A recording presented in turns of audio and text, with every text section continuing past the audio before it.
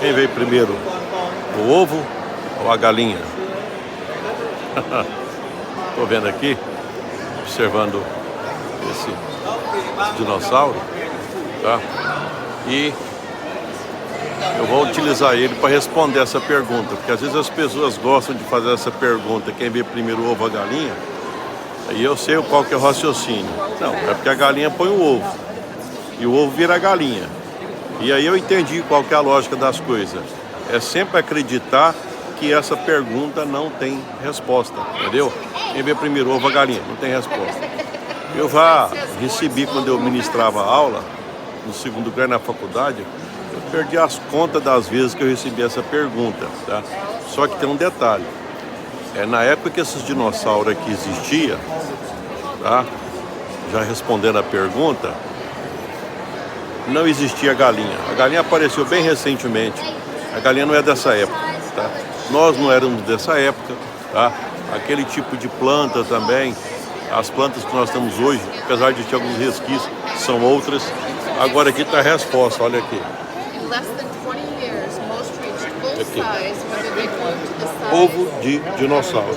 Bem, então se eu te falar que dinossauro botava ovo, e se eu te falar que aqui está o dinossauro e que nessa época não tinha galinha, respondeu a pergunta?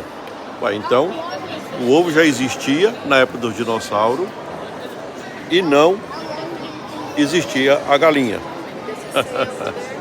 Eu sei o que o pessoal fala. Aí imediatamente eles falam, mas então, quem veio primeiro, o ovo ou o dinossauro? A gente poderia continuar dizendo. Antes da época do dinossauro, tinha animais que eram de duas vidas, ficavam um pouco no mar, um pouco fora da terra, ainda não tinha invadido a terra, que era dos dinossauros. Na época do mar, também acontecia a mesma coisa. A gente poderia continuar essa história, mas a história sempre é o seguinte, é que alguém acha que não tem resposta, e eu estou dizendo que a resposta existe. No caso onde tipo assim, nesse momento, eu quis deixar claro que o ovo já existia antes da galinha existir. Então, portanto, o ovo veio primeiro. Ah, mas então como é que apareceu a galinha? A galinha ela apareceu como uma evolução, certo? Uma variação das variabilidades do dinossauro. Inclusive as pernas da galinha lembra muito, ainda tem resquício.